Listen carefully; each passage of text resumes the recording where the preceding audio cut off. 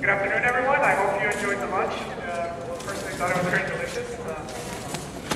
Right now, I'll go ahead and introduce Dr. Odell. He'll say a few words about IEEE. He is the past IEEE section Galveston Bay chair. He has been active with IEEE for many, many years, and he has many accomplishments. Go ahead and speak.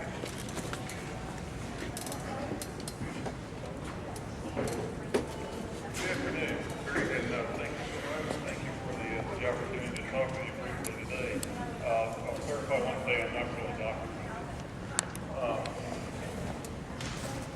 I'm as my introducer mentioned, I'm the state pass section chair of the IEEE section for this area, this geographical area. One of the things we do is support the student branch here, which is happens to be the only one within our domain. And we're involved in organizing, supporting this event today. Of course, IEEE is an electrical engineering organization. I assume and hope that we've got a little broader audience than that here today. The theme of this is professional, where we call this a professional awareness conference. And IEEE puts a lot of effort into professional awareness among engineers who have been practicing for decades. Engineers are a population of people that kind of select themselves for individualism. We tend not to stick together very close. Of course, our educational process brings us to engineering as an intellectual and academic process, and then we go out and try to make a career out of it later on. And it's a little hard sometimes to understand that this is a profession. It's a little hard to even identify the players, the engineering disciplines, roles on projects, knowledge areas, skill bases, have been overlapping for a long time, and it's becoming even more so now. I was talking to the Associate Engineering Dean at Rice a couple of years ago, and he made the remark, we have to make them specialized a little bit so we can give them a degree, but we really don't want to have to do that because that's not what they're going to do in real life. So, with regard to the breakdown of identities, if it's any consolation, my father, who's a chemist, tells me the same thing is happening in the sciences. I can see it here too. So we're kind of back to a world of specialization, a world of, on the one hand, specialization, on the one hand, cooperation. And that leads to some other themes we're going to be talking about today. If you're an engineer, you're working with people and for people. And however much we've selected ourselves tried to select ourselves for a career where we don't have to be dependent on our marketing people skills, we're still going to have to do that. So we've got a couple of speakers talking to you today about leadership and one about understanding emotional intelligence. And I urge you to listen and participate in these presentations. You're going to find that you spend in your working life at least as much of your time organizing things and dealing with people as you do trying to create objects and get them to work. So with that, I'll turn it back.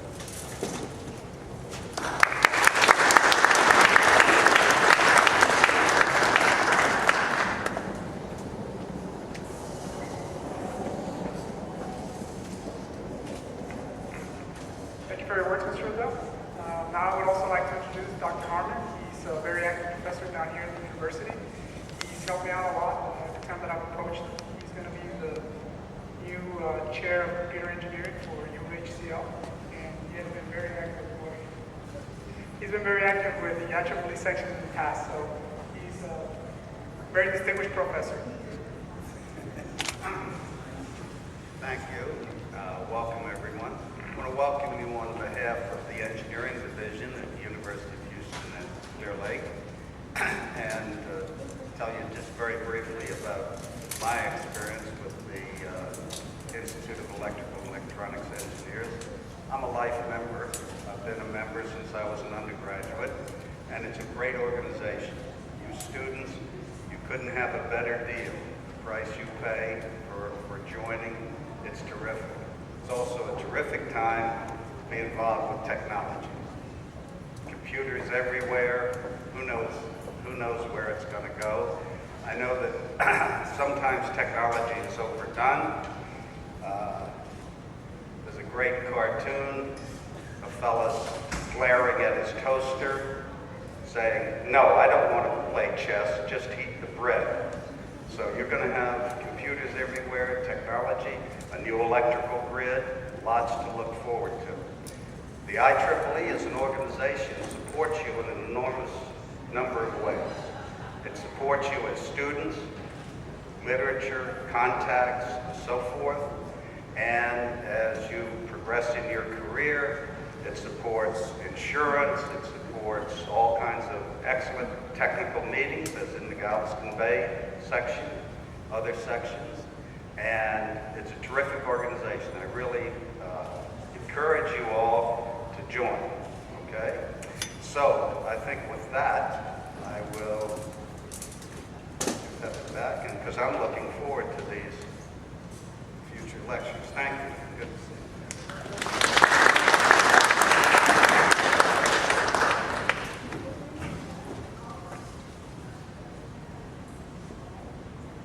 I'm going to turn up the volume a little bit more.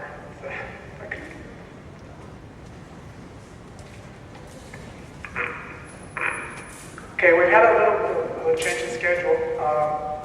Our second speaker will be our first speaker. Her name is Joyce Loris. She is formerly an electrical engineer and telecommunications senior project manager for Lockheed Martin, supporting the NASA Johnson Space Center. Currently, Ms. Taylor is a project manager and senior human resources consultant and president and chief executive of JS Dynamic Transformations, a consulting firm specializing in training and leadership development dedicated to grooming leaders for public service.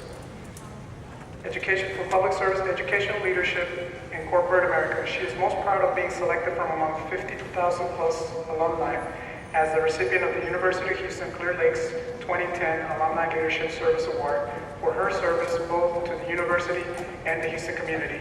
And I would like to welcome her with a warm round of applause.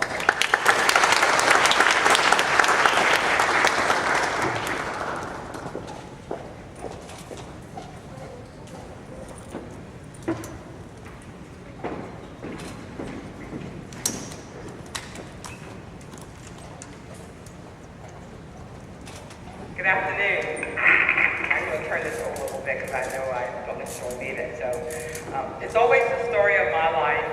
Whenever I go to the presentations, I go, okay, I'm not going to be first. I'll just wait and see what the first person does, and I'll just follow after him. And every single time I've gone to a presentation, whatever the reason, no matter where I am on the schedule, I always get moved up to being first. So no problem, I can deal with it, and we're going to have some fun for just a few minutes so I can talk to you a little bit about leadership essentials. Now, you've eaten and everybody is kind of full and you're kind of sitting there, so I need everybody up. That's the first thing you need. Up. All right. I'm going to ask you a series of questions, and then if you don't fit the question that I'm asking, then you can sit down. Okay. Number one, you came here today to learn about leadership and how to be better leaders. Okay, good. Everybody's still standing. You also got up early to be able to come so you can be at a part of the first presentation and to be able to stay for the afternoon presentation. Everybody? Good. Okay. And the third thing is you know that leadership can be fun. We're going to have some fun this afternoon, and you're going to be involved, and you're going to go away with some points that you would not have known if you had not come to this presentation. Great. Everybody's still standing. So now what I need you to do is I need you to shake hands with three people and say, let's get ready to have some fun. All right? Three people. 1, 2, 3. Let's get ready to have some fun. Let's have some fun. Okay, then you can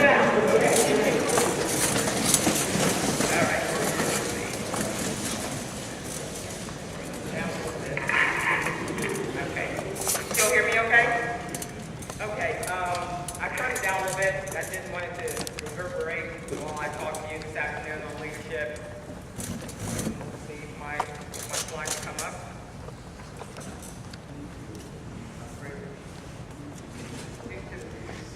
If you guys, you can't get on that side.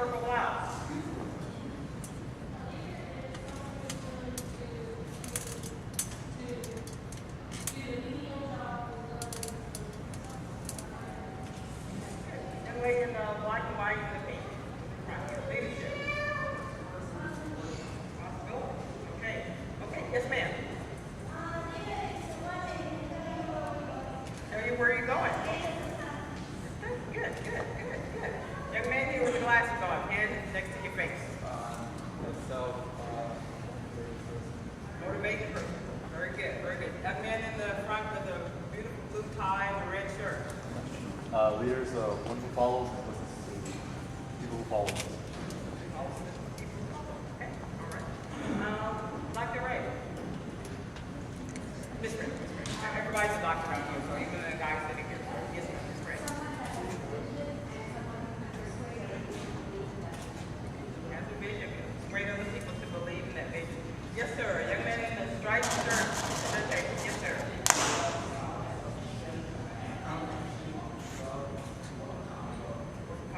Okay, great. We're going to talk today a little bit about leadership and kind of learn what leadership is. Okay, leadership.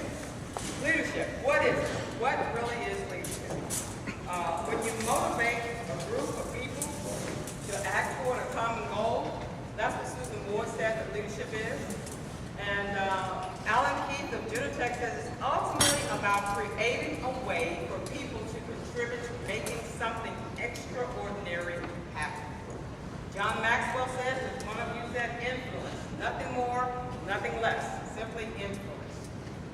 Warren Bennis has said that a function of knowing yourself. In order to be a leader, you have to first know yourself.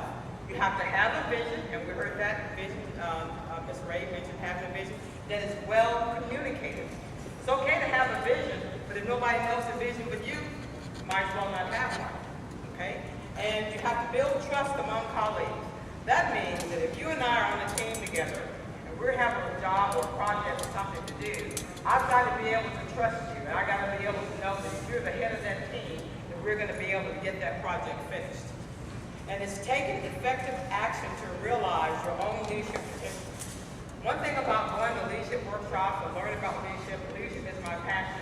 You have to know your potential. You have to know what leadership is to you. You have to know what leadership you need for a particular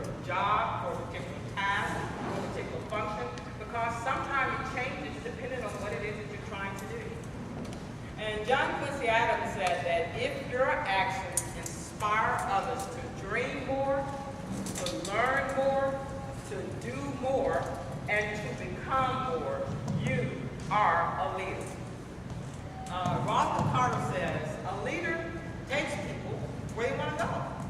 But a great leader takes people where they don't necessarily want to go, but where they ought to be. Think about that. That's powerful. And then Warren Bennett also said, one of the greatest myths that we always hear, leaders are born, leaders are born.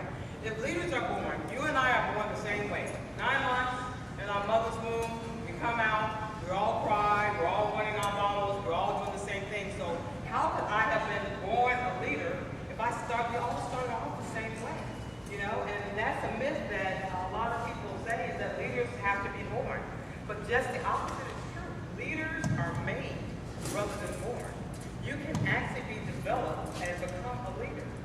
And then I love what Groucho Marx says. He says, only one man in 1,000 is a leader of men. The other 999, yeah, they follow women in activism. And then last one, and I wish I had thought of this too, is that said that some leaders are simply born women. And we know that's true, right? Especially being in the electrical engineering or field, a lot of times the field is dominated by men. Women are now starting to emerge into that field and get more involved. So we have to know what our leadership potential is. If you're going to be a leader, if you're going to be able to inspire someone else, if you're going to have somebody follow you, you have to know what a leader is, what it takes to be a good leader, and how to be able to get a job done. Okay? Let's go over a few facts about leaders. Okay, like I said before, leaders are made and they're not born. Leaders can be developed.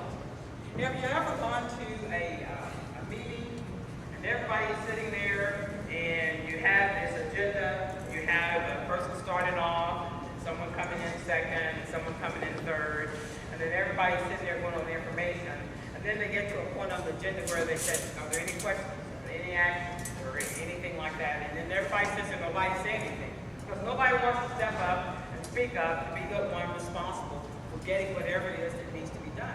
But no, if you're the leader, you want to be that one that said, hey, you know, we covered this, and this, but who's going to be responsible for this? You know, someone has to step up and take the position of leading the group or leading the task or leading the project. If you have everybody that's an Indian and you don't have anybody that's a chief, then how are things going to be accomplished? Okay? And that's very important. The other thing is that leaders always establish a clear vision. They always do that for their followers. You cannot do anything, go anywhere without having a clear vision. Even if you wanted to come to the school today, you had to make a decision to get up this morning, get dressed, you know, get ready, make a plan, get your car, drive over here. You had to set up a process for being able to get here, to be on time. You registered, you went in, you checked in, and you made sure you sat there and went through all the exhibits. That's a process and the steps that you took. Being a leader, we're all leaders. A lot of times we don't think that we are. Anytime you've taken the time to make a decision, to put in order a list of tasks, you have just taken the step of becoming a leader. Dr. Ray is going to talk later on about emotional intelligence, and that's going to tie all of this together because that's very, very important. The other thing is, as a leader, you have to be able to provide knowledge, you have to be able to provide information, and you have to have a method in order for individuals to realize your vision. As I said before, if you don't have a vision that's communicated, nobody's going to know where they're going, or what they're going to do, or how they're going to get there, or how they're going to be able to accomplish it. Okay? And then you have to coordinate, balance, conflict, and interest of followers. When I talked to Alfredo first, and he talked about, well, maybe you can do something on dealing with difficult people, conflict analysis. Well, hey, being a leader, you do that all the time. Every single time. Have you ever gone in and you're on a team, you guys got a project, you're a team leader, okay? It's been your job, you're going to lead the group. Nobody wants to do what you want to do. Nobody wants to listen to you. So what do you have to do? You have to, number one, recognize that you have a problem. Number two, figure out how you're going to solve that problem. And number three, take the initiative to be able to realize that it's on you. You know, where they say, you know how they say, the buck stops here? Yeah, it stops there when you're the leader of the group. And as we've mentioned before, cannot influence someone else to understand that you have the potential to be able to lead them, to be able to take them to a new ground, to a new level, then you cannot effectively work as a leader. A leader influences others, and the leader also inspires through their own example. What good would it do you to sit in a class for a professor and he's talking about genetics, but he doesn't know anything at all about genetics? How are you going to learn from them if they haven't taken the time to learn the concepts, to learn the theory, to learn the basics? You know, they're standing there teaching to you about genetics, and they can't even spell genetics. That's not what a leader does. A leader takes the time to be able to be focused, to be able to recognize what it is that they have to do. Leaders also motivate. One of you said that. You've got to be able to encourage.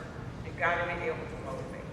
You've got to be able to say, hey, we got this project and we need to do it. I took a leadership class here at the university in the business department. And there were 30 of us in the class. So the professor lined us all up, straight line, one behind each other, and went to the end of the line and gave that individual an item. And he wanted that item to be passed all the way up to the front of the line without anybody getting out of the line.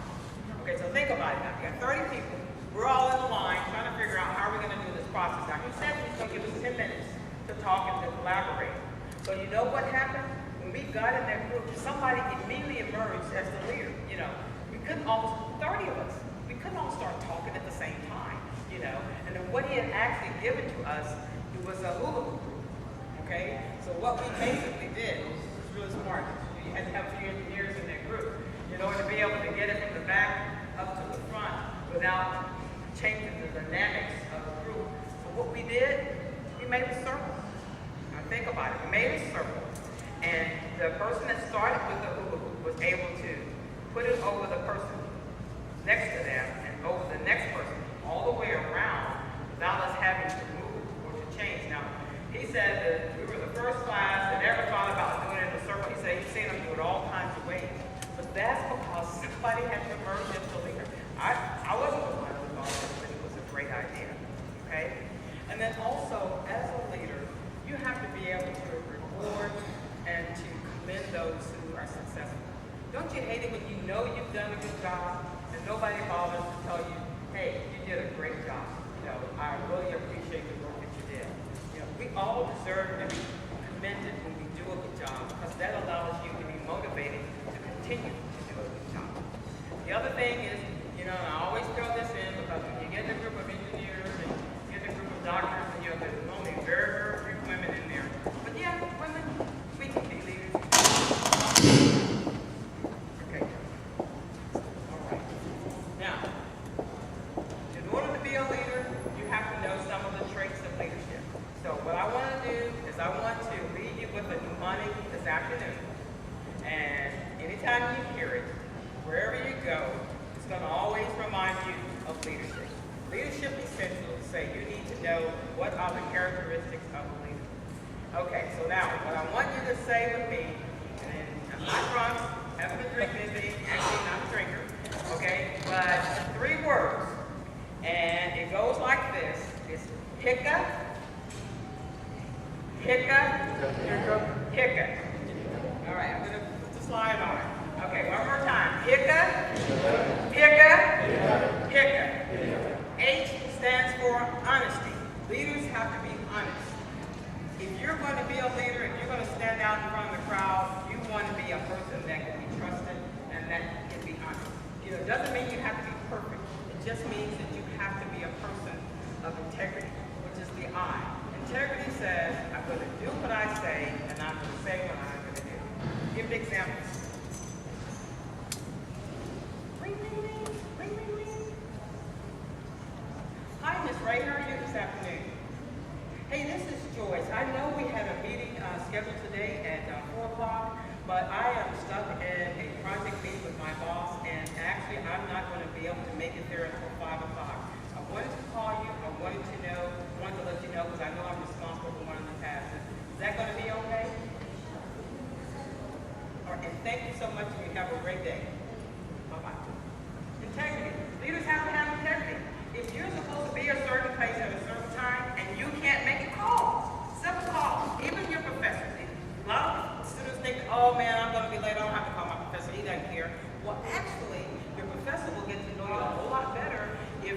get some of that input, some of that feedback, where you say, hey, Dr. Harmon, and I just want to let you know, send an email, integrity. You know, if you're supposed to head up this event, and it's supposed to start at 8, and you're supposed to be here at 7, and you get out to the parking lot, you've got a flat tire, guess what? Somebody needs to call somebody, right? Okay, that's integrity. I want you to always remember, leaders need to have integrity. Commitment, the commitment just says that, hey, I've done this for the finish, for the duration. I'm not going to take that class and realize that it's so hard, and I'm going to drop it. Do that. Stick it out. Stick it in. Go to tutoring. Go to the Student Success Center. Go ahead and hang in there. Be committed. Leaders need to be committed. The second C stands for communication, and we talked about that earlier. How are you going to have a vision? How are you going to portray it to someone else if you don't take the time to communicate? Communication is key. And then the A stands for attitude and/or attitude. Have you ever walked into a department store or to a regular store and you can tell the salesperson is just not feeling you that day? You go in and tell them, you know, I'd like to buy a pack of chewing gum. And she goes, ma'am, the gum's over there. And then, where did you say it was? Oh, it's over there. I'm like, what's wrong? Okay, attitude. You only get one chance, as you know, to make a first impression. Attitude is important as a leader. If you're going to be in a group, if you're going to lead other people, you got to have the right attitude. The professors, the doctors, the speakers, we all have to have the right attitude. It doesn't matter that somebody else is acting a certain way. It only matters how you're acting. You guys have taken the time to involve yourself in a field that's very, very futuristic. There are a lot of things that are going to be planned. You're going to be looked at as the leader of that group. I guarantee you, every time you guys go in your class and they're in the group project, you're always going to be the leader. So if you're going to be the leader of that group, you need to know how to communicate. You need to have the right attitude. And you need to be an advocate. And that means someone who stands in for the rest of the group. That is very important. That's very key.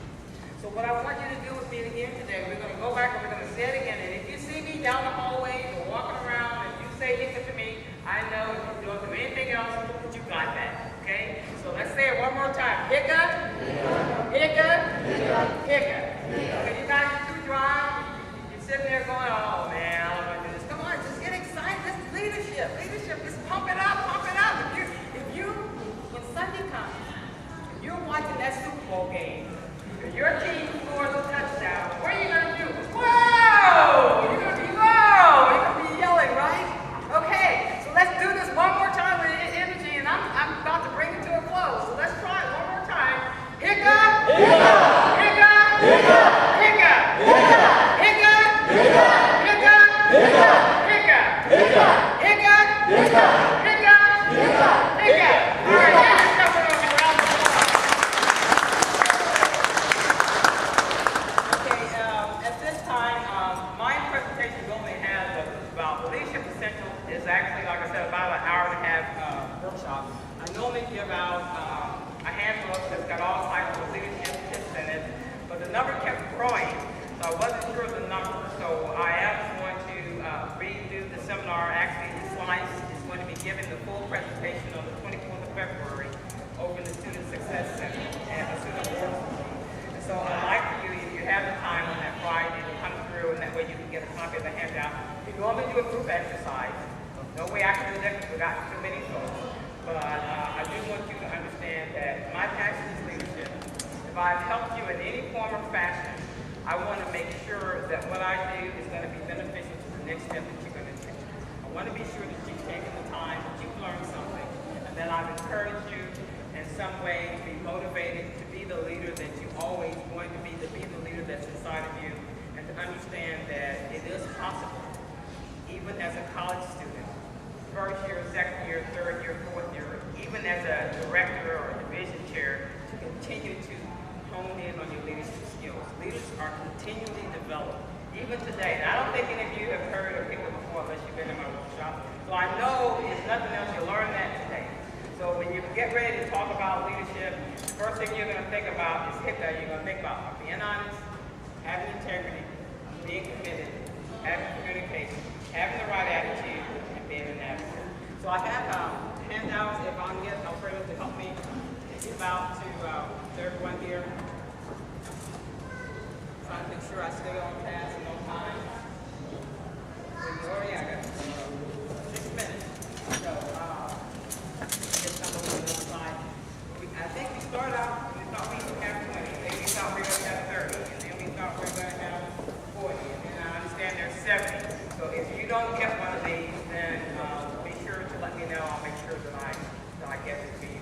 But if you take a quick look at it, the blue sheet talks about taking charge of tomorrow. And as a leader, you want to be able to decide what you want. You want to take action. You want to notice what is working in your life and what's not working. You want to be able to change your strategy to achieve the results you want. Understand that attitude is everything. Those who anger you, conquer you, your success or failure can be affected by 2 factors. That's the books that you read and the people that you associate with. And lastly, every day find something to laugh about. Laughter is joy of the soul. In engineering and all those difficult classes, quantum physics, genetics, you need to laugh at least once a day in order to be able to be successful. So I thank you so much for listening to my presentation. You were given either a blue or a pink ticket at the end when they do the drawing that you have for 4 of you, and you will pull those out. And if there are any questions, I can entertain those. I think I stayed on the path, and on the back side is the certificate. The certificate is just basically to acknowledge that you sat through the workshop. You can fill in your name, and if you have any questions, be sure to let me know. Thank you.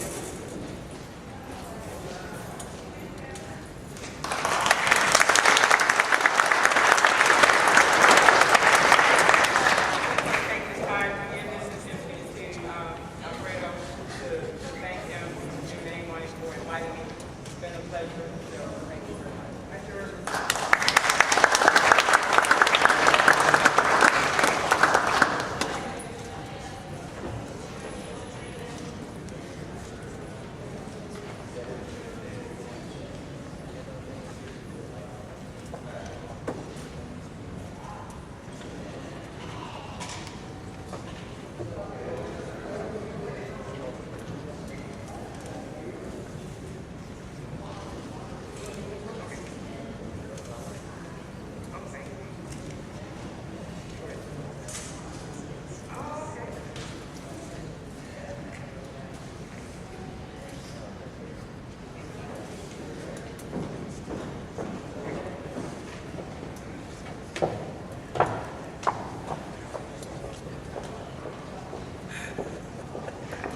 Very inspiring words from Ms.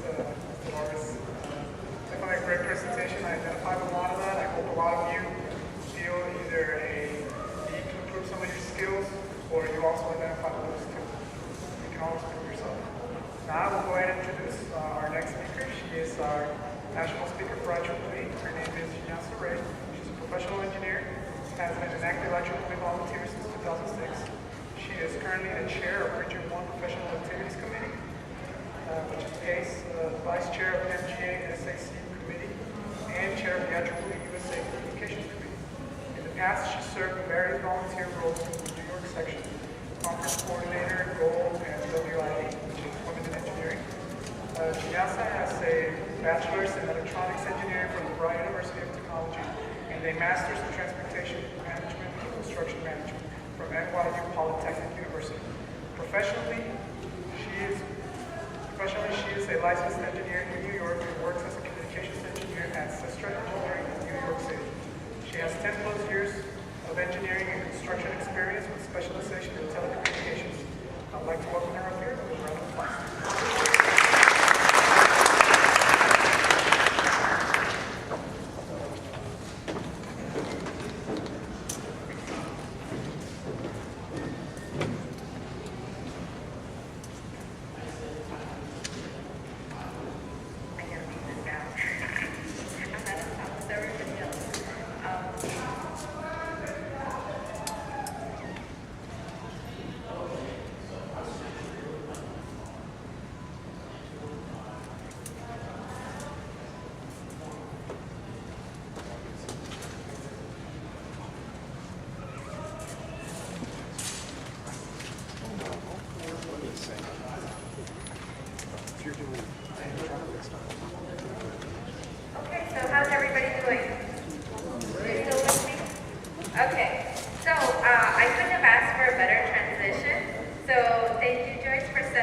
platform for me.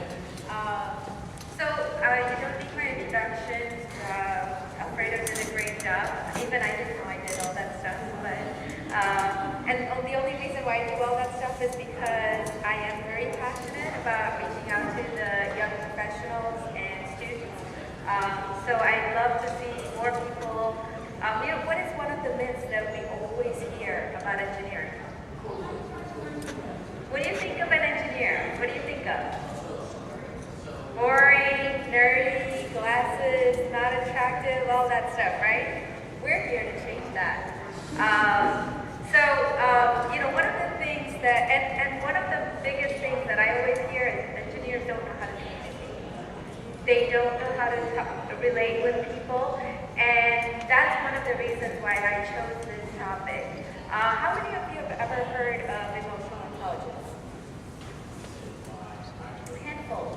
Okay, great. So today I'm going to try to focus on these key things. How do you define emotional intelligence? What are some of the key components? And I'm going to try to give you some tips. How do you recognize certain situations? How do you deal with them? How do you deal with reactions? And then there is a group discussion, but I don't know if we'll get to it. But there's also a self-assessment. Did we get a chance to get it to the tables?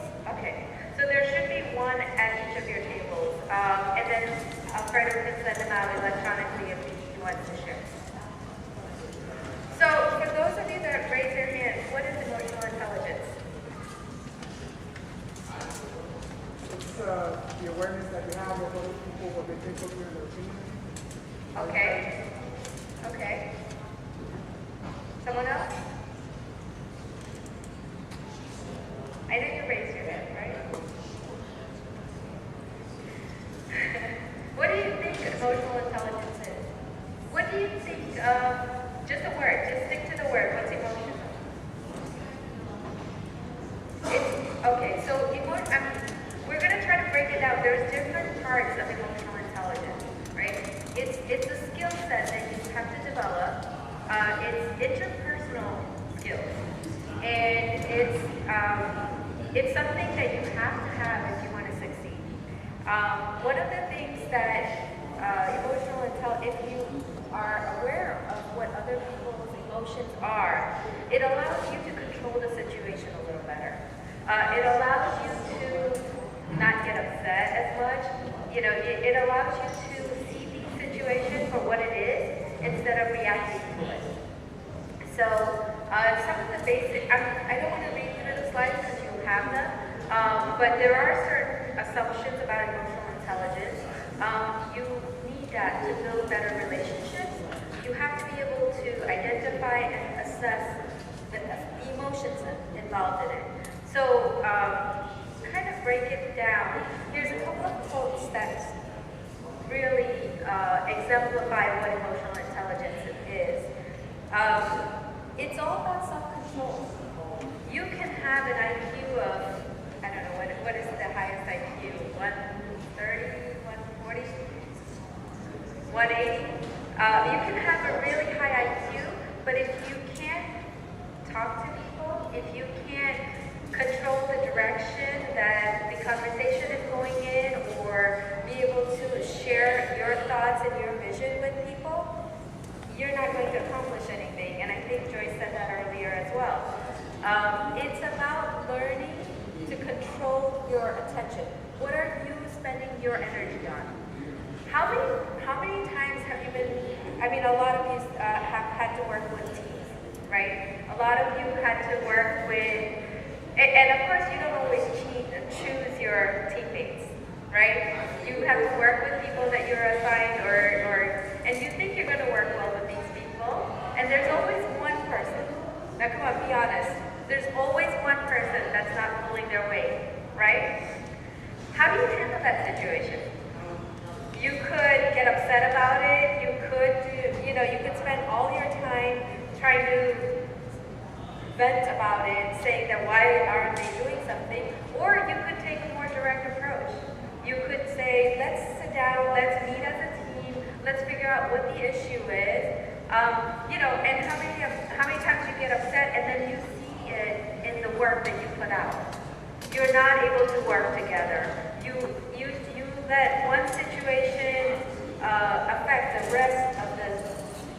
work that you do. So that's something that emotional intelligence will help you deal with better. But this is what emotional intelligence is and is not.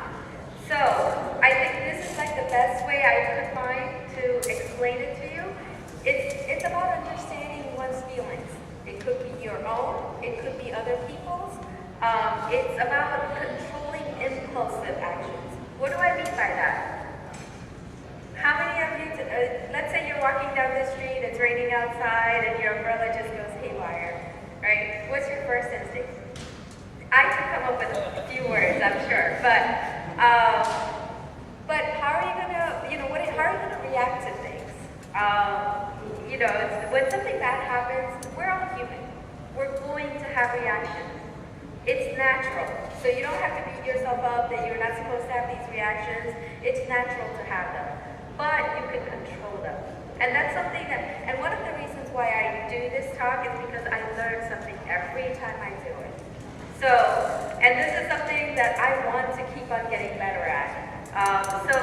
One of the things is learn to recognize the different situations. We're going to talk about how can you delay a reaction, right? How many of you grew up saying that, if you're getting upset about something, count to 10? Come on, everybody heard it, right? Count to 10. Don't say anything until that's over. There's a reason for it. And then find a way to reduce the stress. Because anytime you are in a situation when you're dealing with, I'm sure you've all heard of it or you'll come across it as you begin your careers. There's type A managers. There's people with different personalities. We're not all the same. So you have to learn to recognize some of those things. What emotional intelligence is not, it's not repression.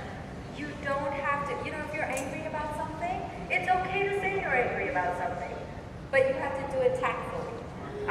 You don't have to silently fume, you don't have to be passive aggressive, oh, I'll get this to you, but never, like what she said, have integrity.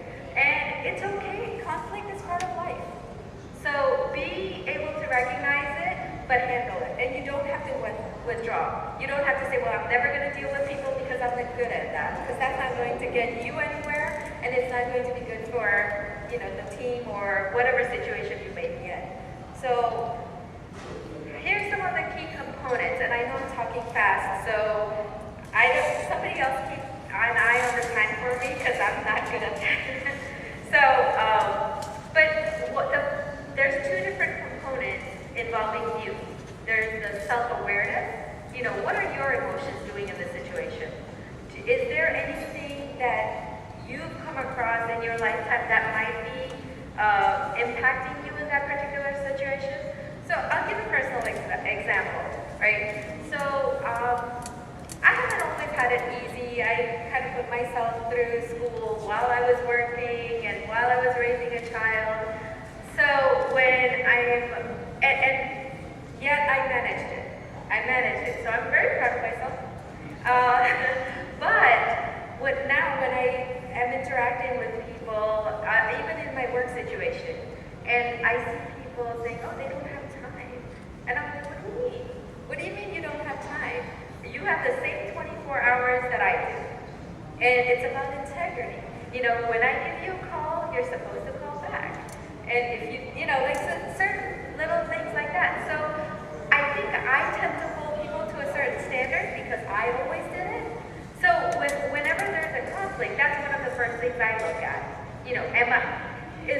Not everybody's supposed to be like me. Everybody has their schedule, so I have to kind of take a step back and not hold them to my standards. Are they doing the best that they can? That's how I have to look at it. So being aware of where you're coming from in the situation, right? So I'll give you a different example.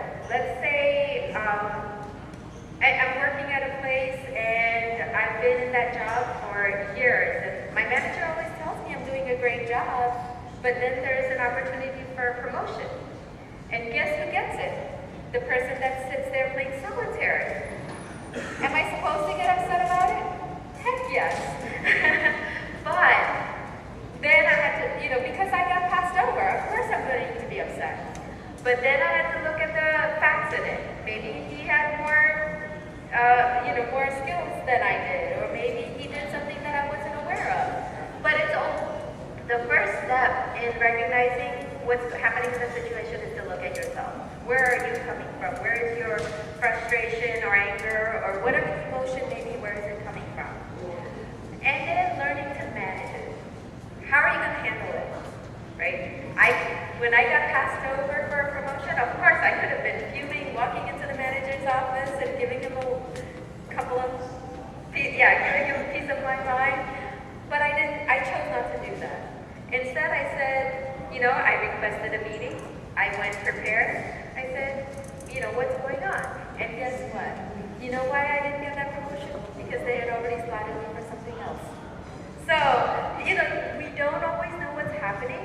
Imagine what would have happened if I would have went in there fuming. Whatever other thing they had slotted me for, I might have lost an opportunity at that. So it's always a good idea to just take a step back, think it through, think about how you want to approach it. And then there's the social competence. How are you going to react with other people? You don't know what that other person has gone through before they came into the situation. They could have had someone pass away in the family, so that's why they didn't get something done. They could have, there's so many different things that could have happened. So it's always a good idea to think about things objectively. Try to hear the other person's point of view, give them a chance to explain, and make it so that they can relate with you. I think that's the biggest thing. If they think that they can tell you what's going on and give you an explanation for why something didn't happen or why they weren't able to follow through, it'll work out in the best interest for both of you. So, we talked a little bit about managing yourself and others. Here's just another slide that explains it a little differently, but there's two different parts to emotional intelligence. There's the managing part of it. How are you going to control it for yourself, and how are you going to control it for other people? Because there's only so much you can do for other people. You can listen to them, you can try to make them understand the importance of teamwork, you can try to minimize the conflict, because sometimes, you have to agree to disagree. You've heard that, right? I'm sure all of you have heard that. Sometimes you just have to come to that agreement that we're not going to agree on this particular topic, but we can do other things that are good together, right?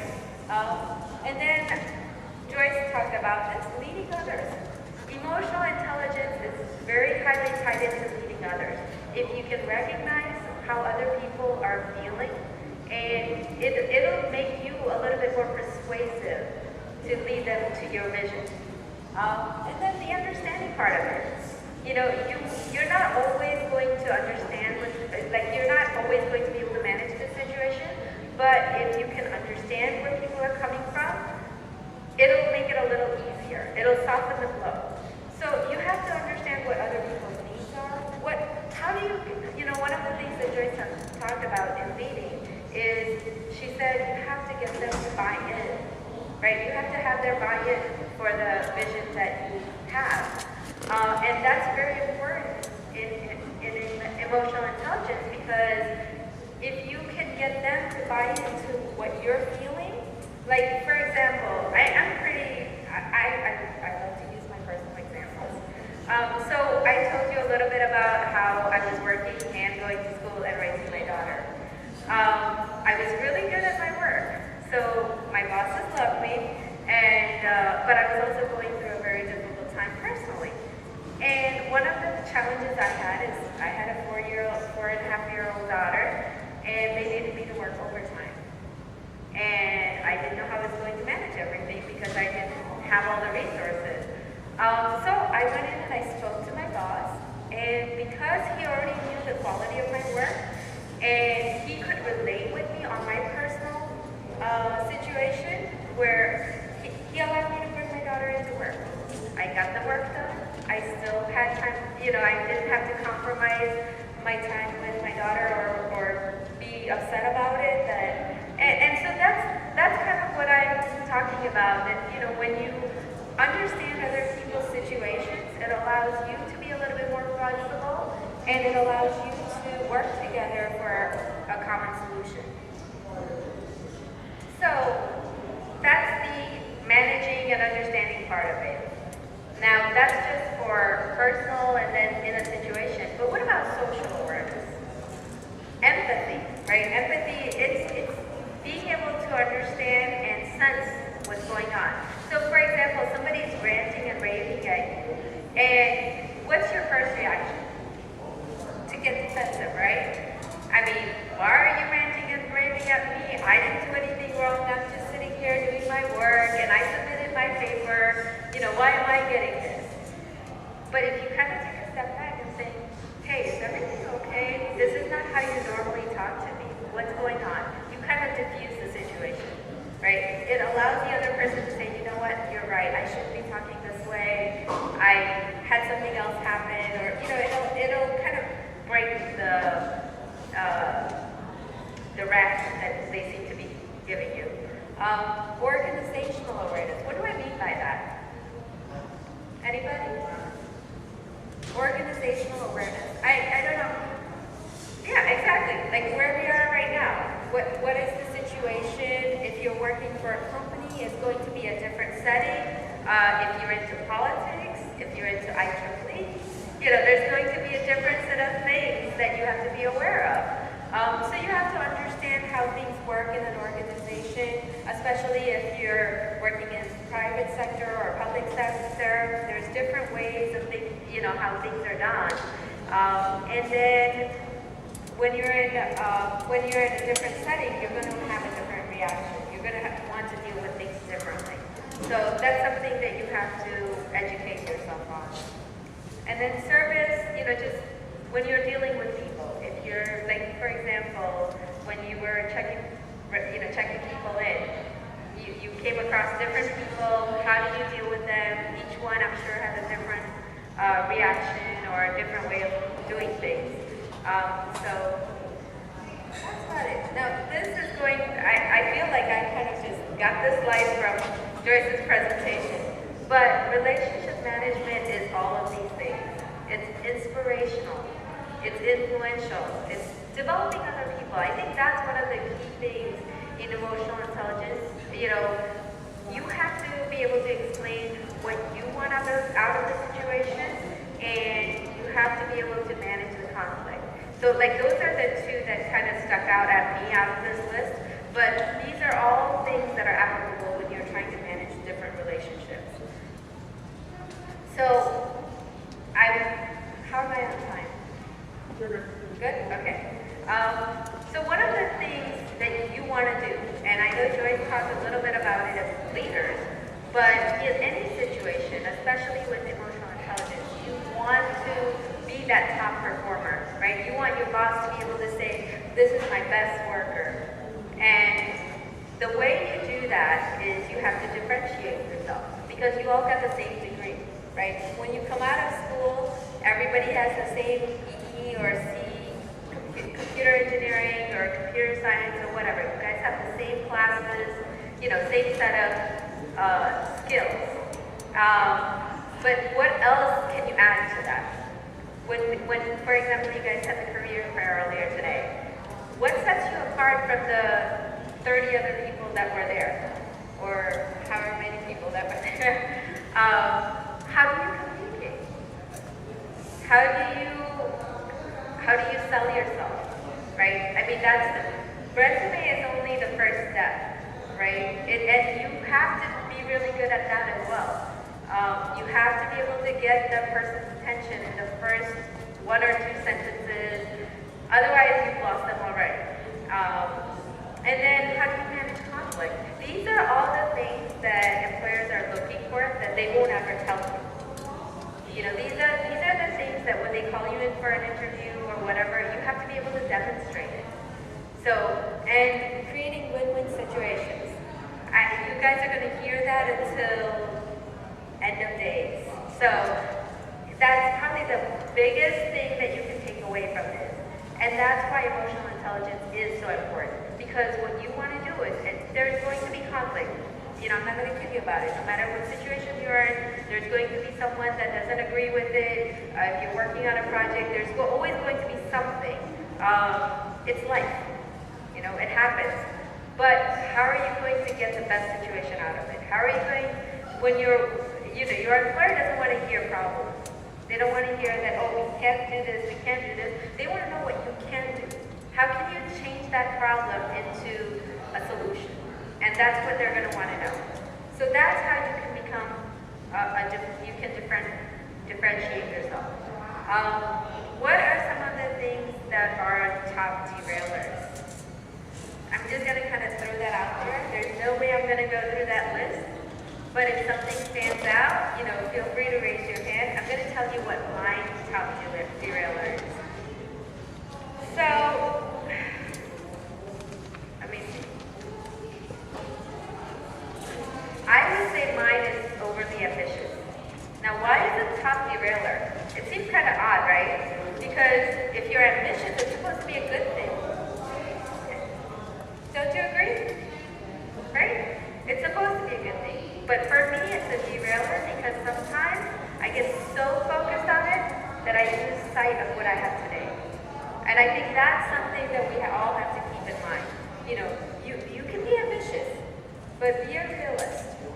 And be able to, like, it's always good. And what I do for myself, because this is something that I know I need to, like, assess myself on. Every so often, I need to assess myself. What am I doing? And a lot of times in our industry, so I'm an electrical engineer.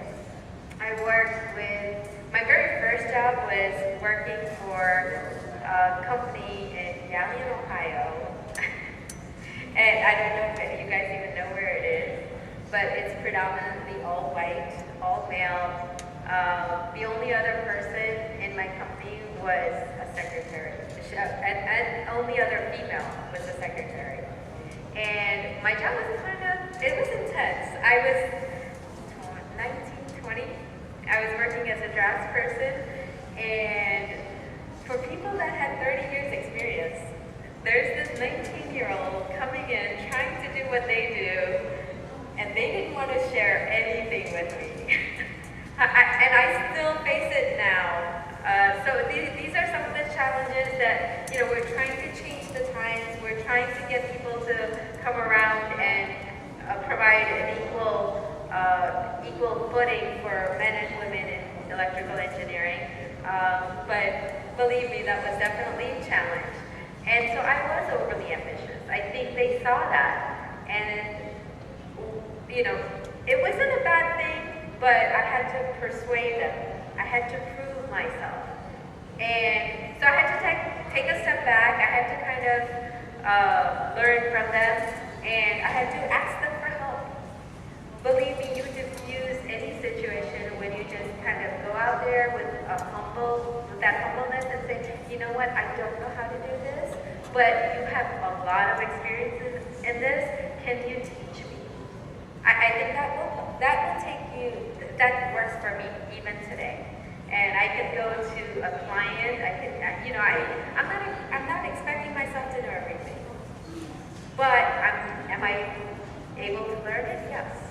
So that's kind of what helps me deal with that. But I also assess myself every few years, saying, okay, what is my next goal? Is it too much? You know, try to kind of think of it in that way. Did anyone have one of them that they struggle with, and I can talk a little bit about it? There's lack of composure, defensiveness, key skill deficiencies, overdependence on a single skill. So one of the things that I will caution you, since we talked about some of this skill, make yourself open to different opportunities. Don't allow yourself to get pigeonholed into one thing. Because like I'm sure you're aware of it, technology is always changing. And unfortunately, schools, I think they're coming around to it, but they still teach a lot of the old stuff. And it has its place, but make sure that you're keeping up with the new stuff. And don't allow yourself, whether it's an employer or whatever, don't get so comfortable that that's the only thing you know. Make yourself marketable. So, I have one. One says, Okay. It's sort of a fuzzy line, so how do you know, when you fall into that? Okay, that's a great one. I've actually been exposed to some of this. So overmanaging, what does that mean? There's the micromanagers, right? That's kind of what it relates to. Overmanaging, that means, when you're a leader, you want to lead people, right? But you don't have to do everything yourself. That's why you're the leader. You want to be able to assign things to other people. You want to be able, you should have some trust in the people that are working for you or that are following you to accomplish certain things. So when you're talking about overmanaging, make sure you're able to let go. But I'm not saying let go to where things fall apart or, anything like that. You have to be able to check in on the person that you've assigned the task to. How are you doing? Can I help in any way? But let them do the work. You're one person. Remember that.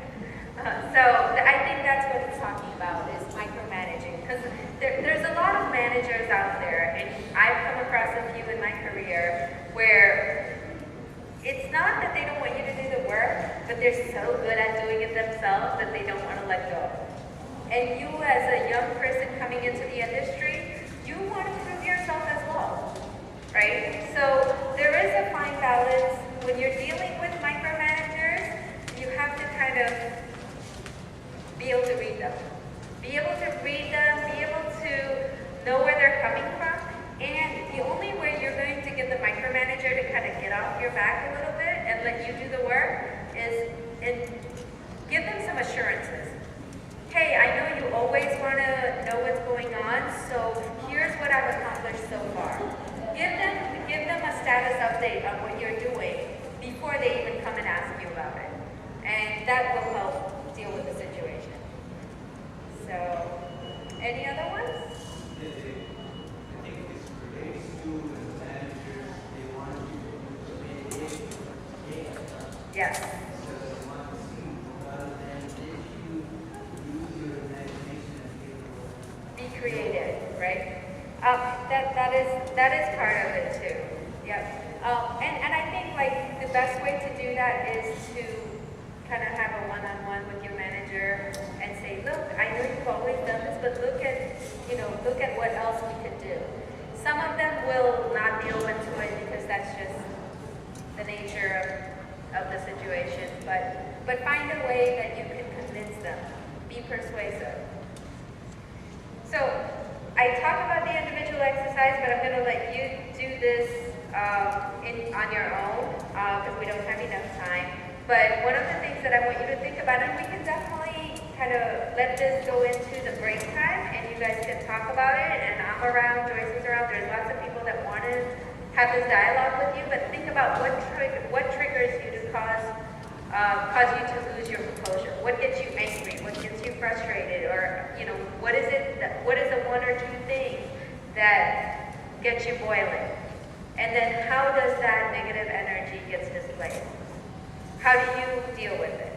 So that's the individual exercise that I had talked about, but I'm going to go on to the kind of wrap it up. But these are some of the things that I want you to take away from this. Tips for impulse control. I already talked about it a little bit, but whenever you see yourself reacting to something, stop yourself. Let go of that first reaction. It's always something that you think of a little later that might be the best thing.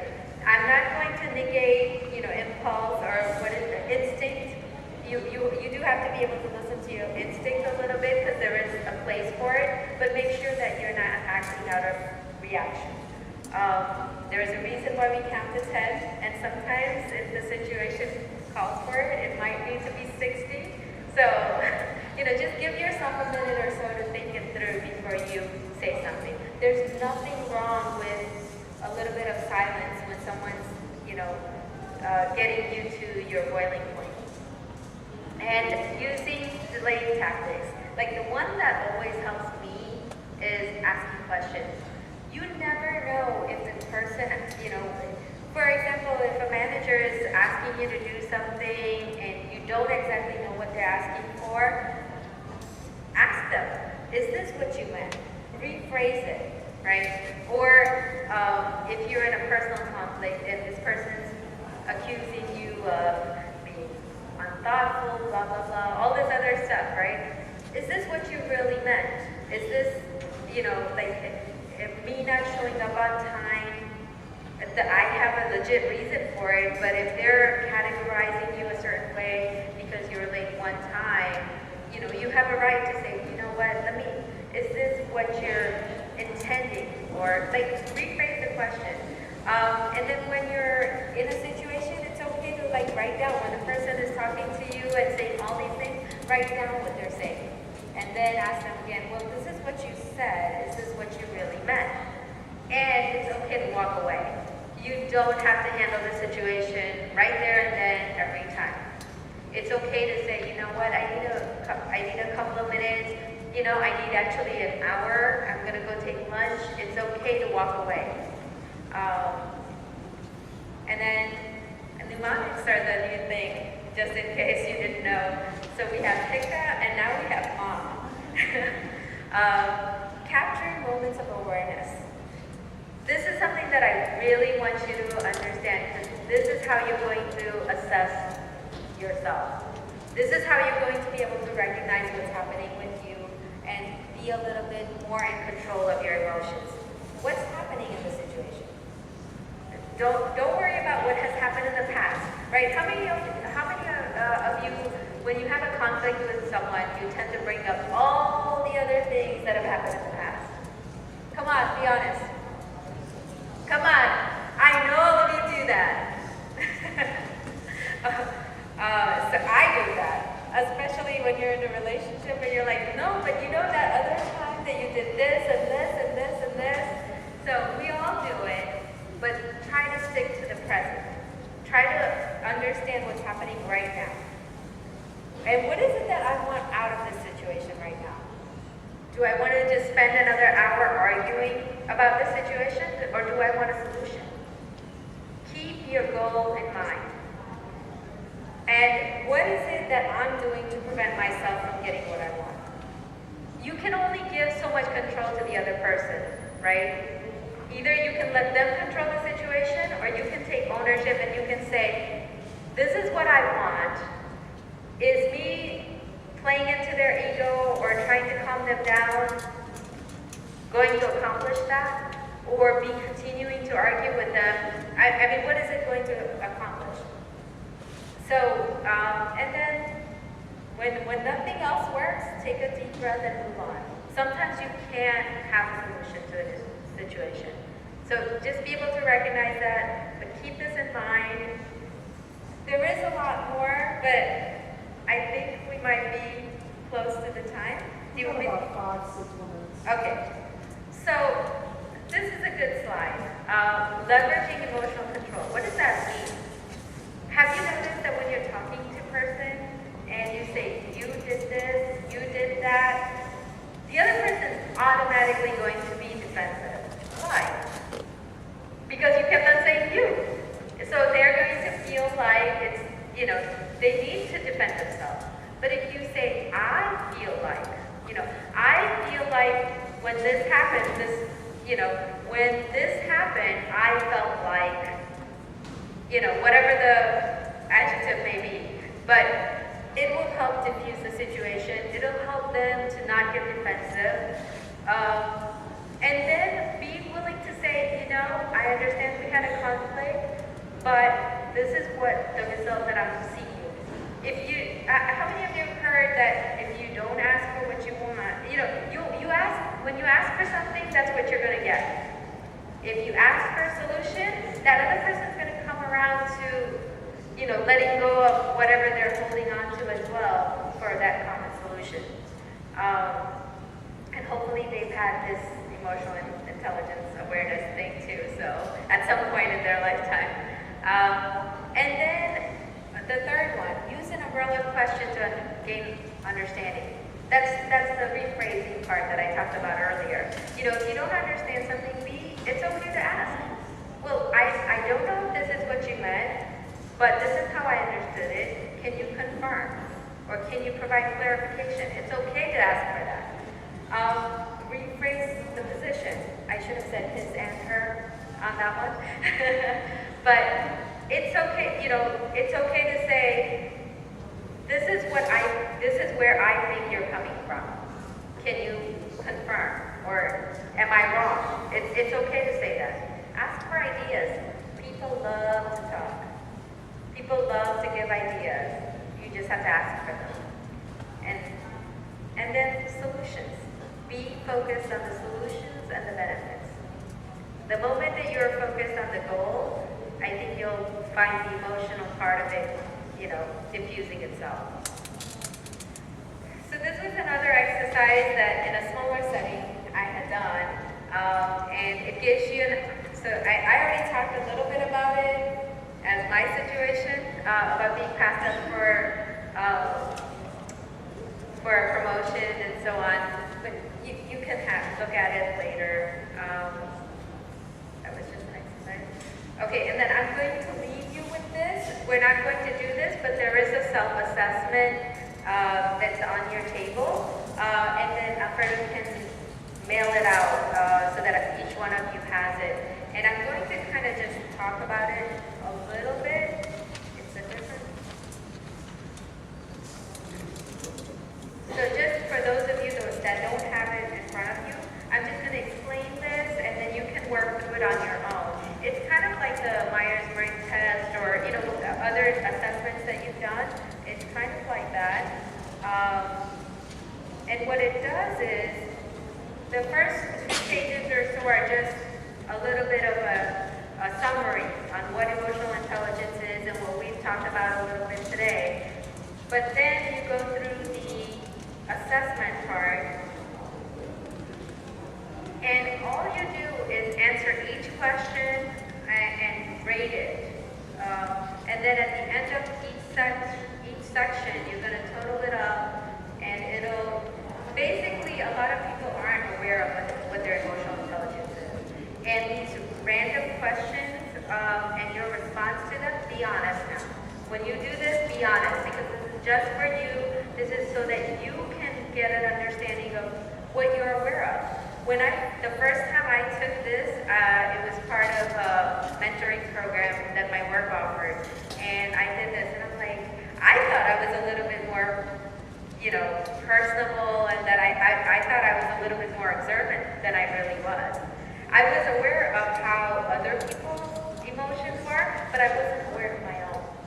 So be honest when you do this, and it'll help you gauge where you are, and then you can come up with a plan of how you're going to handle it. It's like with anything else in life. If you don't know what you don't know, you can't address it. So try to assess that for yourself and see where you are, and then come up with a plan. How are you going to address that? So for example, when I first did this, I didn't know what my own emotions were in situations. So the plan that I came up with for myself is that when I'm in a situation and I find myself getting angry or frustrated, I'm going to take a step back. I'm going to go and write down the situation, because writing helps me. And it helps me be objective. And then I can come back to the situation. And that helped me get a little bit better at recognizing what my emotions were. So I think that's all I had. I don't know if anybody has any questions? No?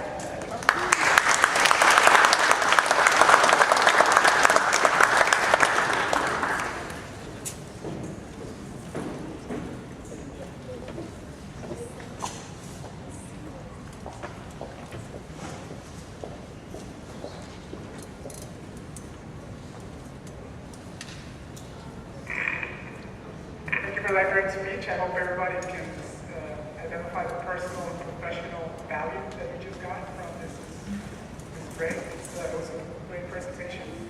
I will say that in today's presentations, what you're getting today is tools. So I'm not thinking that you're being handed leadership. Right now, you're getting tools. You have to make sure to go out there and use them. Otherwise, you will never know. If you go into your work and that's the first time you use them, not going to work out. I can tell you from first experience, the difference between going to presentations, which I've been to many, probably more than 20 for NSLS leadership presentations. The difference between going to one of these presentations and actually putting what you're getting today into use is like the difference of going up to a restaurant and buying a steak and actually going out there in the woods, killing a cow, cutting it up, cooking it, and then eating it. That's the difference. So make sure that you put all this to use. It's very useful.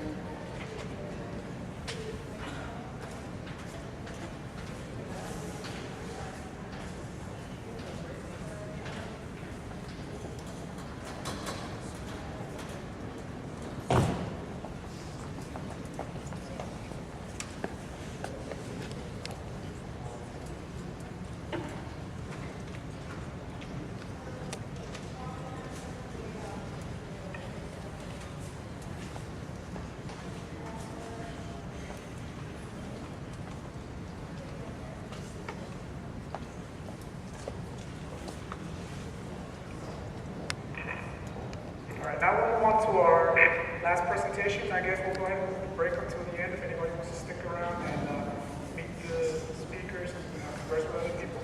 You can do that at the end. Our last speaker is Dr. Takvi. He has a PhD in electrical engineering from the University of Houston in 1969.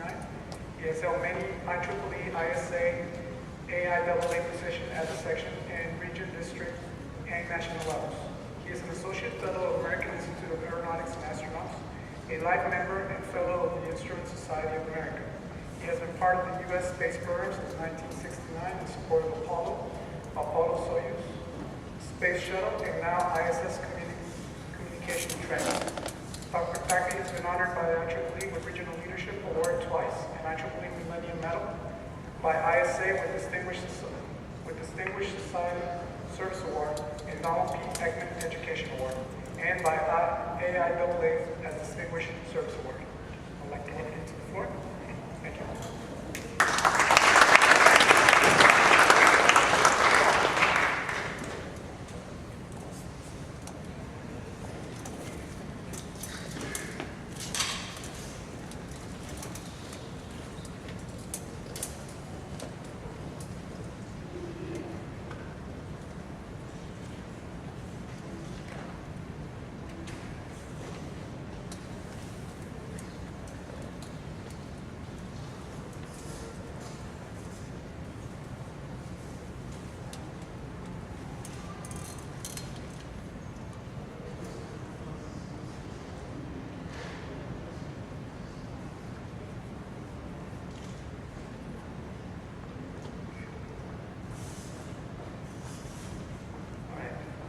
Oh, thank you, Alfredo. I really appreciate that introduction. Did you get that long introduction? Well, I just said he just introduced me. You know, I was supposed to be the first speaker, and I was in a hurry. I locked myself out of the house, and so I had to call somebody. And then in the meantime, I called Dr. Koch and everybody saying, I may be late, and so make arrangement. But then I thought I'll be number 2, and I always want to be the number 2 so that I can work harder every time. I think it's a great honor for me to talk to the students. By the way, I don't have certificates. As a section chair of Galveston-based section, outgoing, we are supporting the group, and I want to congratulate the branch for organizing this. And before I forget, I really appreciate Joyce, you, and Ms. Ray for giving such a beautiful presentation, and things that help me right now, because I was going to talk some of these things, so it is helping me on this. Now, the question I'm going to ask yourself, as the title is, do you want to be a manager or a leader? And again, that means we need to distinguish between a manager and a leader. You'll find that some of the things which have been presented so far by the 2 speakers, there will be some repetition on this, and I think it's going to help you understand some of the things which already has been presented. and I think it will be a little bit more clear. It's going to save my time because the things have been already explained earlier. So let me go through. As I said, I don't have a certificate. We heard about HICA, we heard about MA. Next time I'll present, I'll come up coin with something that you can remember. So that will be a nice way. Let me ask you, how many of you, let me interrupt myself. What I'm saying is you all do the managing one way or the other. Managing your work, managing your home activities, managing your family, managing your finances, managing other things. So, some of you show the leadership one way or the other. We need to really see which comes as a part of the manager, which comes as a part of the leadership. So, that's what we want to explore. So, at this time, I'd like to ask, how many of you do the managing of one kind or the other? Raise hand. Those who are not raising, maybe you don't manage it, right? Manage your school, classes, right? All right, so how many of you do the managing? But do you call yourself manager in any way? How many of you think you are manager? Raise hands. All right. Next comes, and then we'll explore in a second. And you saw and you heard the two speakers, the emotional intelligence and what is involved in this. You heard about the various aspects under HICA and other aspects of it, of the leadership. You saw that. So some of the qualities, I'm sure, all of us have, not all of them, but some of them. Now, in the context of what has been presented so far, I'd like to know how many people think you are leaders. Just raise your hand. Okay? All right?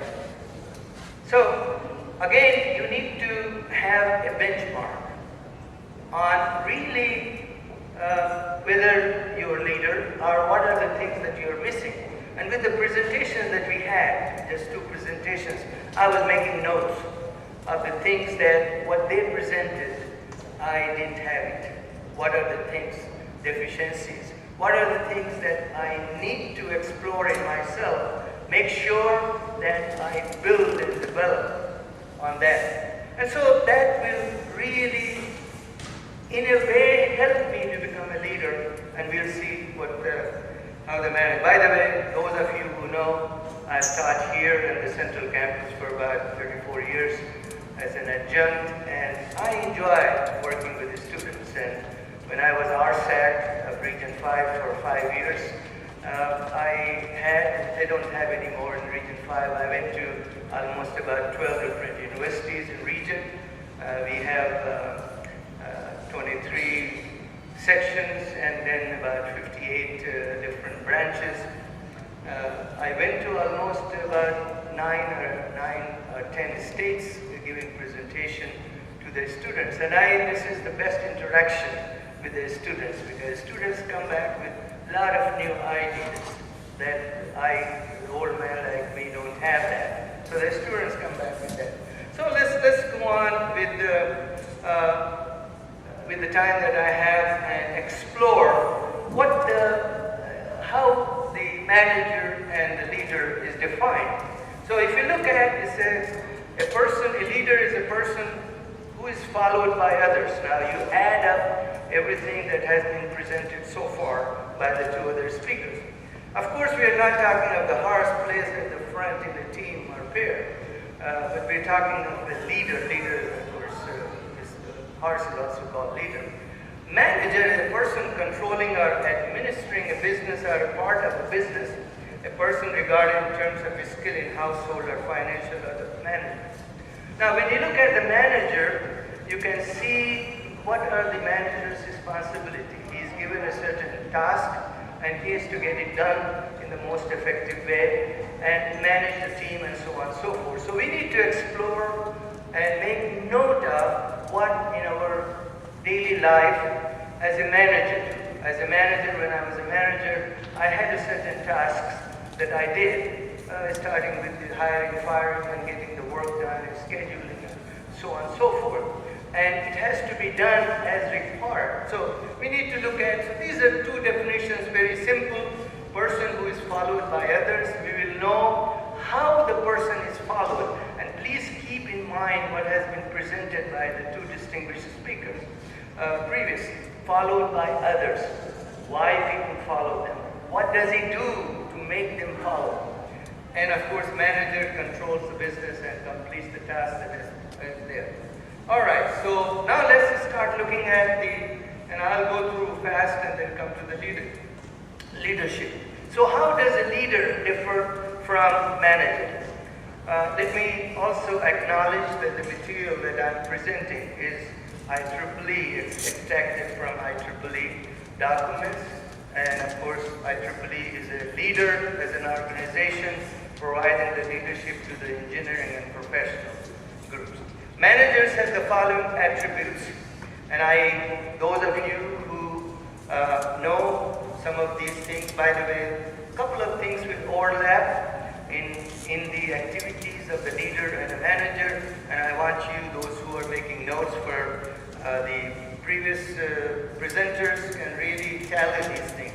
Vision for the enterprise, for the group that the person is responsible for as a manager. He looks at really what is the best way to get the job done in terms of the alternative. Manager also looks at, he has to do in a certain schedule, certain cost. He has to look at the organization that is supporting. You know, those of you who are in those who do the strategic planning, you know that you need to look at what is required, what are the resources available, what time you have, and what are the methodology that you are going to complete the task. So those things are basically the written things that you follow. Also, the manager takes the risk, and when he misses it, of course, he has to provide all those inputs. So he has to do the decision on getting these things done. So basically his job is to get the work done, whatever is there. Continue with the management and the manager. Manage changes in an orderly fashion. I was a manager, and then we had some other project came, so I had to move people from one to another in an orderly fashion. Again, the team motivation is a small part of the manager.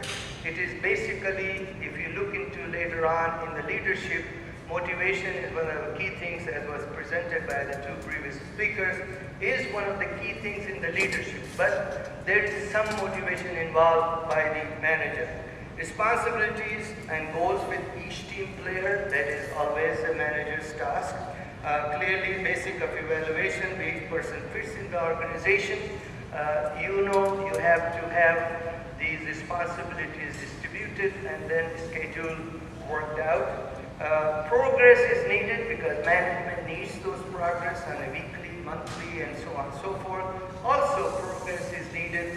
As a manager, we need to, for the promotion and other things, you need to look at set direction, set expected achievement for each individual, because that is your annual evaluation, and of course you have to report. This is all managers in the industry, and you can relate that one to the managing whatever you church or mosque or temple or wherever you are. Of course, money and job security play a major role in management effectiveness. Keep that in mind, because if you are not making money for the organization, you have some negative motivation from the company. Okay, so now we know, all of us have a feel for what a manager does. We are manager of some kind. In some way, we are managing. Again, as I said in the beginning, you manage your finances, manages your coming to school, manages your class, manages your time, and then there is a certain way you do and everyone does it. But there are certain characteristics. You have to have that output within the time, within the resources that you have. Now, so comes to the leadership. How different the managing, just the managing and leadership is. that we need to look into. Again, I want to re-emphasize what had been presented earlier. There will be repetitions on this.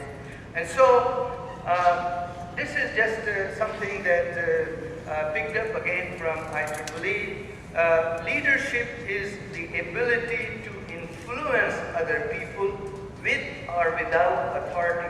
Something that some of us feel that unless we get the authority, we cannot really influence others. You can, without even getting the authority, and then we'll see how it works. So, influence other people is one of the key things that the leaders do. Okay? Leadership effectiveness is dependent on three things. And he mentions that awareness, and it was talked in detail by Ms. Ray. Then ability and commitment. Of course, commitment comes from inside. Now, when I talk about the commitment, we look at two things, and in our discussions, we talk about one we call responsibility, another thing called accountability. Responsibility, basically, when you talk about, is a position that you get. I am the chairman of the section. Okay, I am the chairman, that's responsibility. But how much accountability do you have? That we need to really see as a leader, what type of commitment you have. And those three things are the basic, and then we can look at all the rest of the things that go with it. Alfredo, could you give me the time? Because back some few years ago, I was teaching graduate school here, and I don't see the students here, but it used to be in the evening 7 to 10, and most of the professors give the break and then come back. I never gave any break, and I would be standing from 7:05 through 10, standing without, and said, if you want to have the bathroom break, go, come back. Now what it did was, I developed the back pain, and then I had to go through 2 surgeries and all that. But anyway, so what I was trying to tell is, I'm very comfortable in talking for about 4 hours, standing, but I've got another 30 minutes. So please keep. All right, 10 minutes. So what are the attributes? Don't get panicky. I've got 10 minutes. So attributes of the leader. Some of these things have already explained in detail. So we'll go through fast and look at it. The vision is something is now a part of the leadership of not only individuals but the companies. Every company, you go to the hospital, there will be a sign. Vision, goals, objective, what they want to be, where they want to go. I want to go to stars. All right. Now, what are the ways I can go through? I can come up with the lower level goals right now. Then I'll have the long range goals. Then they will be satisfying an objective. And that objective will be taking me to the vision. So we have those items that are important. So the leader has to have a vision. So do you have visions, goal, have to have passion for it, integrity. We have talked about integrity. We have talked about honesty, and honesty is part of your hiccup. I remember that one now. Curiosity, something which is extremely important. You know, I used to get upset in some of my leadership roles when people keep asking me questions. And then I realized, you know, I think the best way to learn, best way to get the feedback is ask. Ask. Unless you are curious about something, all the researchers, that's what they do. They're curious about how things work, how it can be modified, how it can be made better. So the curiosity in the leader. The risk-taking is extremely important. No risk, no gain. That's what they say in business. Dedication, again we talked about, and charisma, and last but not the least. So let's see individually some of the things which have been already presented, And so let's go to a guiding vision. The leaders know what they want to do.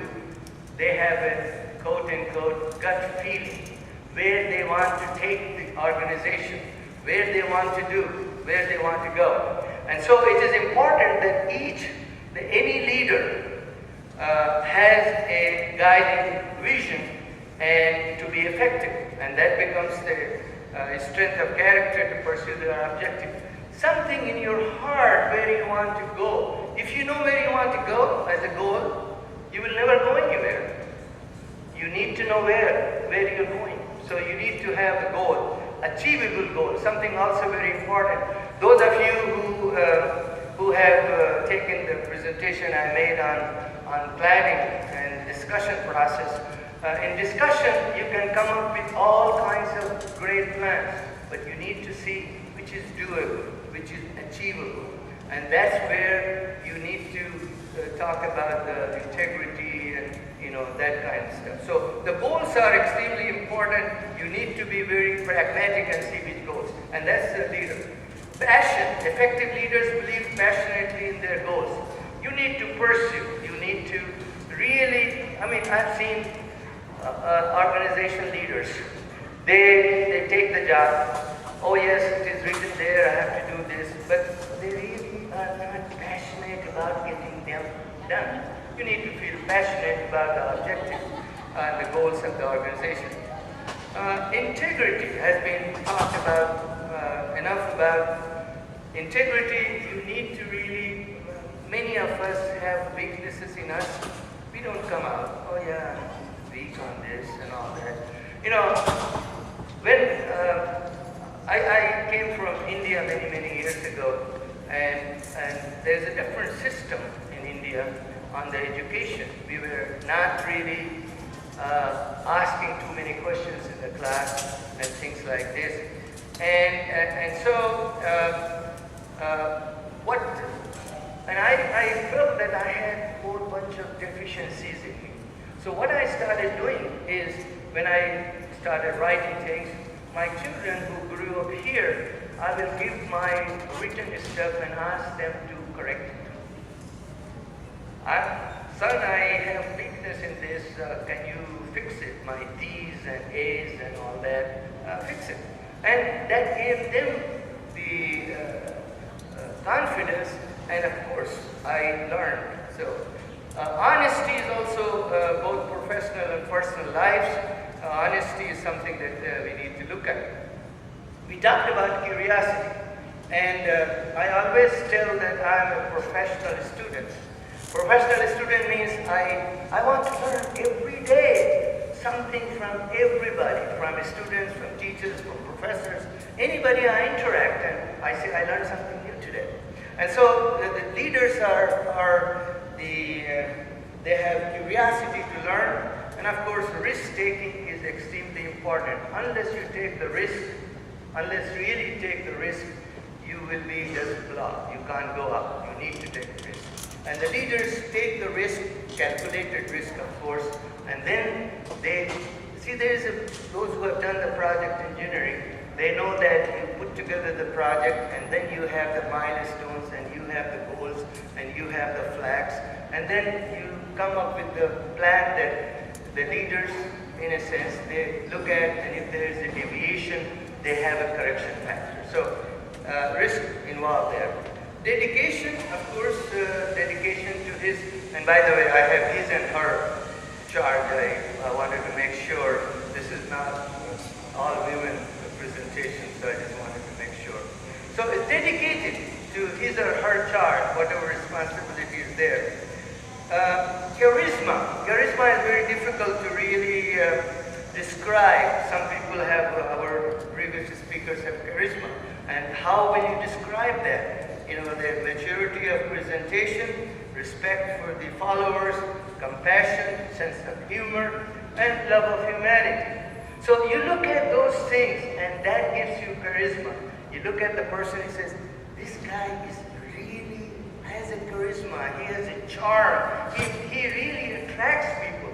I mean, I'm not talking of the Republican primary, I'm talking in general about different people. Now, the last but not the least is the listening. Listening is something that we are all deficient in, most of us. I've got something set in my mind, someone is trying to tell, I'm thinking how to rebut in case there's something wrong I feel, and I'm not listening, This is something extremely, extremely important. Besides our listening, our hearing and listening, they have two different speeds. We hear differently, but listen differently. Listen involves the processing in your mind.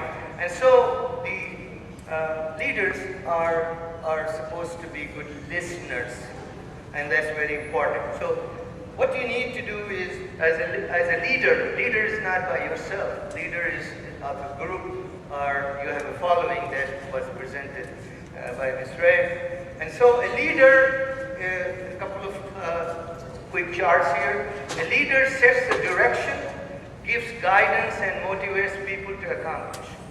Now those three things, guidance and the 9 things that we talked about, the vision and so on and so forth, the gut feeling and all that, that helps him to put together a direction, then assigns people, and then motivates people to accomplish. Motivation is one of the key things and has been emphasized by the previous speakers of the leadership. If you are a demotivator, you cannot really make people work. You need to do. There are various factors, and again, I want to quote them because they, at the end, they had in their presentation, reward, honor, and in IEEE for section, branch, and all that, we emphasize that you should give certificates and give awards to all the workers. Make sure you do that. The will of the group. Now this is something different. If you study the various system, autocratic system, religious system, this, that, all those 4 or 5 systems that you have, the direction comes from the top in many cases. Here the direction comes from the people, from the group.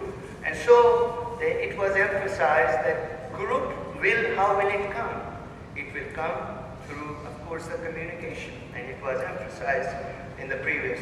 Champion of the cause of the group. So the leader needs to know the will of the group, and it has been explained through the communication, and he becomes the champion of the cause of that group. So how does he become the champion?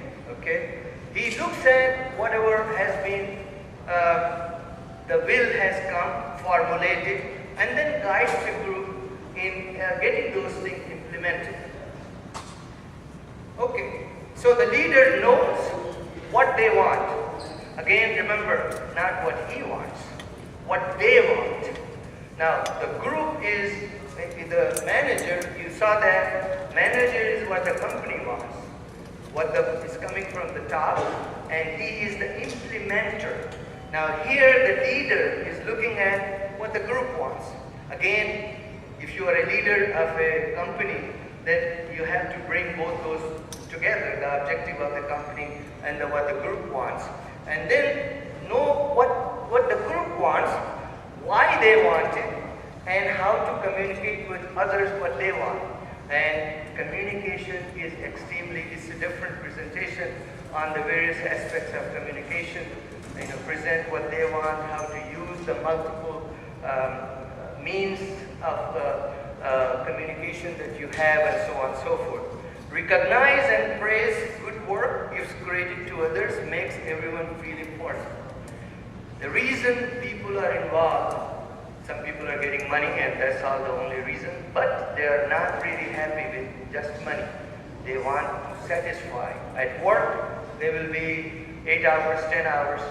Yeah, they're getting money. But if they get the satisfaction, inner satisfaction, there's somebody who recognizes my work, their productivity will increase. And leadership's job is to recognize those.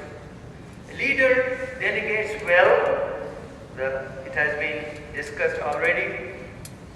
Something which takes the blame. We don't do it. Leader doesn't take the blame. But leader should take, this is The current leaders that we see, political arena, and you and I, when we are leaders, we don't take the blame. We always look for somebody. Just because that person, didn't do that. He takes the blame and he says, now I take the blame, I'm the responsible person. Now let's see how to fix it. How to fix it as a leader. How to motivate others. Communicates well with everyone, inspires loyalty, supports the ideas of others, and expects the best. And last one is, don't ask your secretary or somebody to make coffee. A leader does by himself. And what this word means, you show by example. By example what you want to do. Okay, you take this step and do that. Alright, so do you want to be a leader and a boss? If you want to get ahead, be a leader. And again, this is, I'm reading IEEE line. You must assume that everything that happens to you results in a situation that is in your control. Now, emotional, the intelligence presentation that you have talked about the control.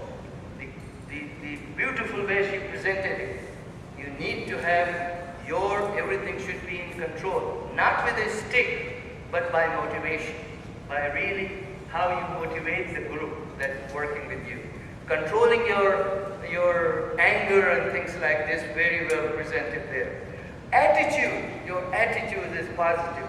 Oh yeah, we made a mistake. I made a mistake. Nobody wants to take the blame on this. Take on this as she presented. And then you go from there.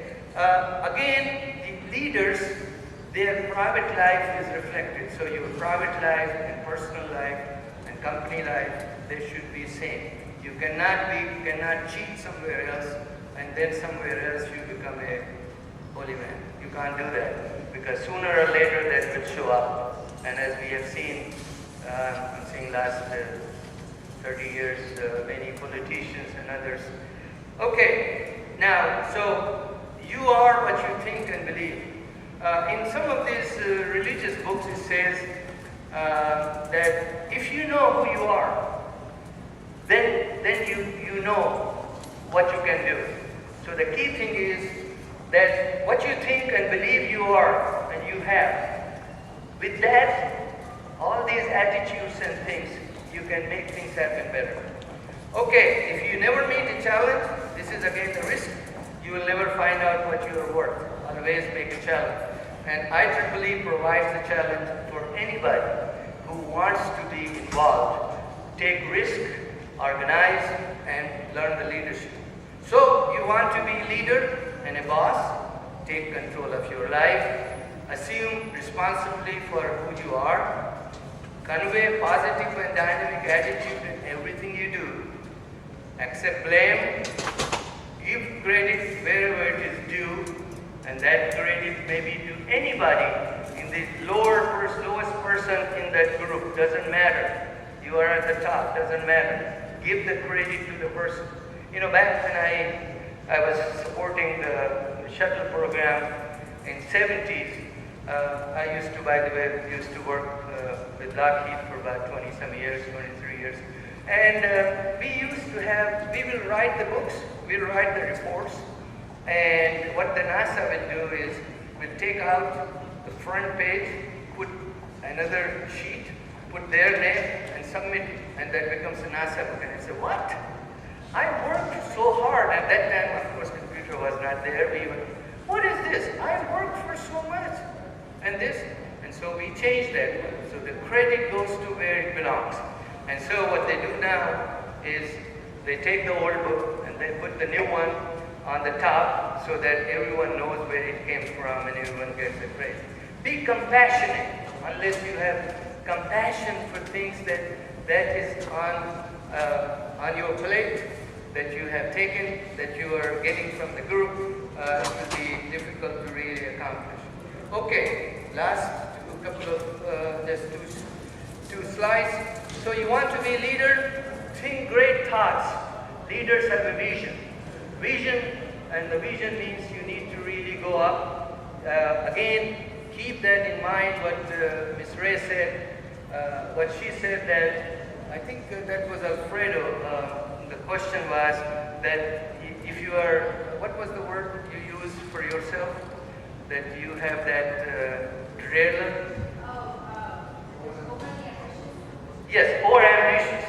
So again, if you need to be, you are at this level, you need to be little ambitious so that you can go outside your box and start trying new things. As she said, you are electrical engineering, you have done so much. Can you try other areas? I always tell my children, if anybody can do it, you can do it, and you can do it better. And that is, they remember it, all of them. And my daughter went through and got her PhD in biomedical engineering. She's in New York. My son got a law degree. And the younger one, I'm motivating her to really go through same kind. But if anybody can do it, you do it. Think great thoughts. Look ahead. Don't overdo. But again, turn disaster into opportunities. And that means you need to really put together the real goals, implementable goals. Tell someone something important, do it personally. I have this problem, I don't have time. Again, I need to correct myself. I send email, and email is so nice, people don't respond. I never received it. When I had the system where I can find if somebody received it or not, I don't have that system, so talk to them personally. And again, you can make tea or coffee by yourself rather than asking someone else to do it. And finally, the last one, we can manage and be a manager, but to be a leader, we need to develop special talents.